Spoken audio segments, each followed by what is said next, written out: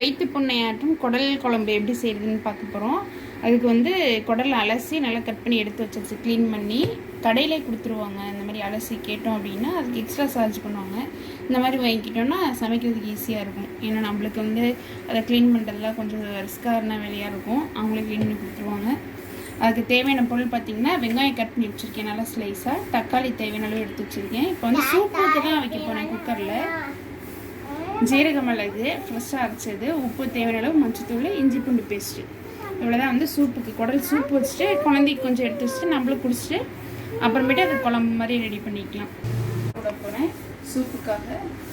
அதுக்கு வந்து நல்லெண்ணெய் செஞ்சால் வாசமாக இருக்கும். மோஸ்ட்லி வந்து நான்வெஜிடேரியன் அப்படின்னாவே நல்லெண்ணெய் செஞ்சால் நல்லா வாசமாக இருக்கும் அதோட சாப்பிட்றதுக்கு.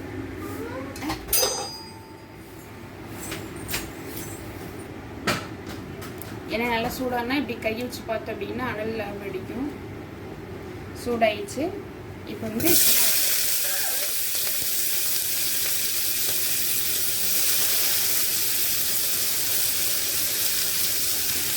ஆனியன் வந்து வதக்கிறப்பையே அதுக்கு தேவையான உப்பு போட்டு நல்லா வதங்கிடும்.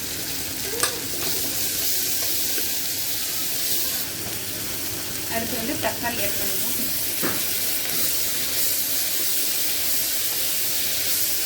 ஜீரக மிளகு ஃப்ரெஷ்ஷாக அடித்து வச்சுக்கிறது, மஞ்சள்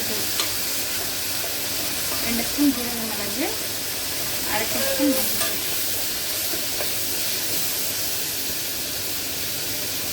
இஞ்சி பூண்டு பேஸ்ட்,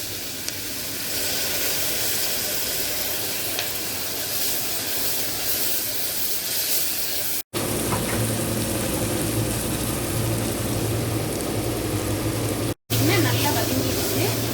இந்த ஸ்டேஜில் வந்து அலசி வச்சுக்கொள்ளையே க்ளீன் பண்ணி அந்த குடலை வந்து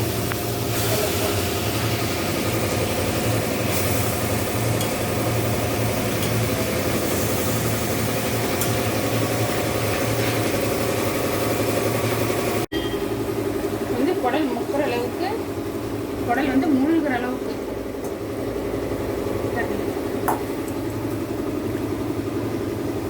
ரொம்ப தண்ணி ஊற்றக்கூடாது. கரெக்டாக அந்த குடல், ஏன்னா சுண்டி வந்துடுச்சு அப்படின்னா தண்ணி நிறைய வரும். குடல் செஞ்சு தண்ணி வந்து வெளியில் நிறைய வரும். நல்லா முக்கிற அளவுக்கு, கொஞ்சம் மூழ்கிற அளவுக்கு வந்து தண்ணி ஊற்றினா பாருங்க நல்லா கொதிஞ்சு வருது. இந்த ஸ்டேஜில் வந்து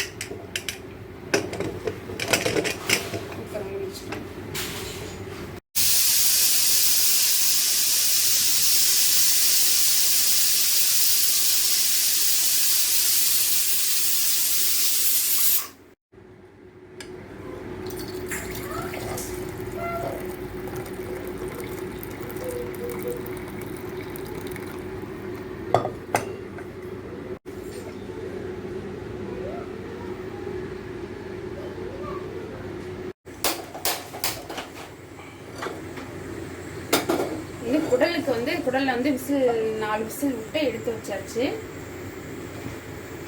அதுக்கு வந்து குழம்பு வைக்க போகிறோம். சூப் எடுத்துட்டு குடலில் வந்து குழம்பு வைக்க போகிறோம்.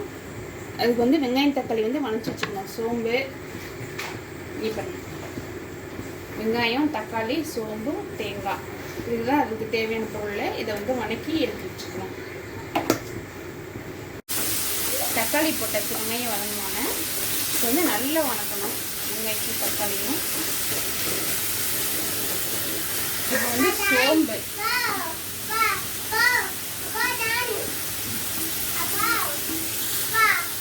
இங்கே வந்து தேங்காய் திருவி வச்சுருக்கேன்.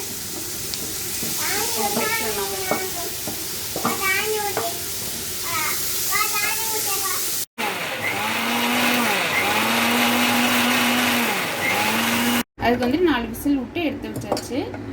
அடுத்து எண்ணெய் ஊற்றி பட்டை கிராம்பு அது எடுத்து வச்சாச்சு. பட்டை கிராம்பு 2 ஏலக்காய், வெங்காயம் தேவையான அளவு, தக்காளி கொஞ்சம், இஞ்சி பூண்டு பேஸ்ட்டு கொஞ்சோண்டு, அடுத்து தேவையான அளவு மிளகாத்தூள் 3 ஸ்பூன் மிளகாத்தூள், வீட்லேயே அரைச்ச கறி மசாலா 1 ஸ்பூனு, புளி கரைசி எடுத்து வச்சுருக்கேன் 1 கப்பு, அப்புறம் அந்த வெங்காயம் தக்காளி வதக்கி எடுத்து வச்சுருக்கேன். அரைச்சி மிக்ஸியில் போட்டு அடித்து நல்லா. இப்போ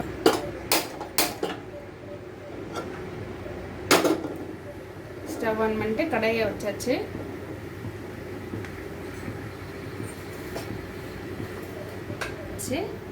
இப்போ வந்து நல்லெண்ணெயில் தான் செய்ய போகிறோம். இந்த நல்லெண்ணெயில் செஞ்சால் நல்ல டேஸ்ட்டாக இருக்கும். செக்கில் ஆட்டின எண்ணெய்.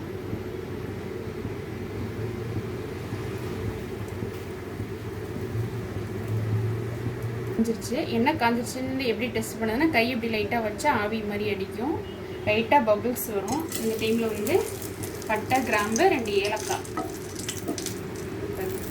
இந்த மாதிரி பொரின்னு வரணும். இந்த ஸ்டேஜில் வெங்காயம் எடுத்துக்கணும்.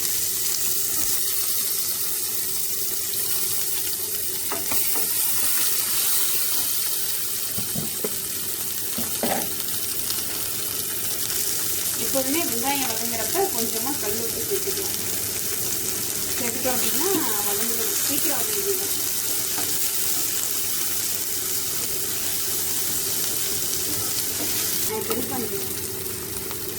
வெங்காயம் நல்லா வதங்கிடுச்சு. இந்த ஸ்டேஜில் வந்து இஞ்சி பூண்டு பேஸ்ட் சேர்க்கணும். அதாவது வேகிறப்பயே இப்போ இஞ்சி பூண்டு பேஸ்ட் சேர்த்தா சேர்ந்துருக்கோங்க. இப்போ வந்து 1 ஸ்பூன் சேர்த்தா போதும்.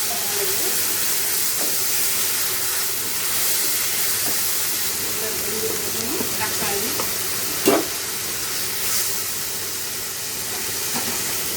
தக்காளியை போட்டு நல்லா வதங்கிடணும். நல்லா வதங்கிடும்.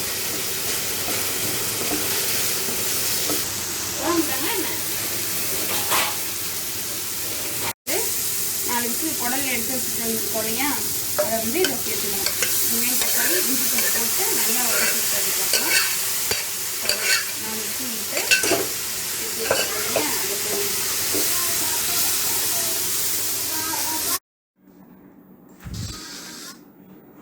3 ஸ்பூன் மிளகாய்த்தூள், வீட்டில் அரைச்ச கறி மசாலா பவுட்ரு இது போட்டு நல்லா பெதறிடணும். பெதறி லைட்டாக அப்படியே விட்டுடணும். ஏன்னா அப்போ தான் அந்த மசாலா வந்து அதில் இறங்கும்.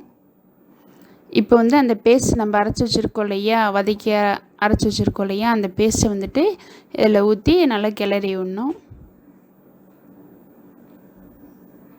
வெங்காயம், தக்காளி, சோம்பு, தேங்காய் இந்த பேஸ்ட்டு தான் அது.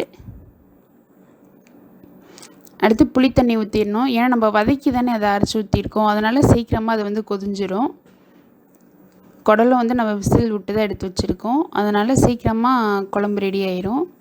புளிக்கரைசல் ஒரு அரை கிண்ணம் புளிக்கரைசலையும் இதில் ஊற்றிடணும். இப்போ நல்லா கொதியுது. குடல் குழம்பு ரெடி ஆயிடுச்சு. நல்லா வாசமாக இருக்குது பாருங்கள், நல்லா கமகமன்னு வாசமாக இருக்குது. நல்லா சுண்டி ரெடி ஆயிடுச்சு. கொத்தமல்லி இலை தூவி விட்டு நல்லா ரெடி ஆயிடுச்சு. வயிறு புண்ணையாற்றும் குடல் குழம்பு ரெடி. தேங்க்யூ.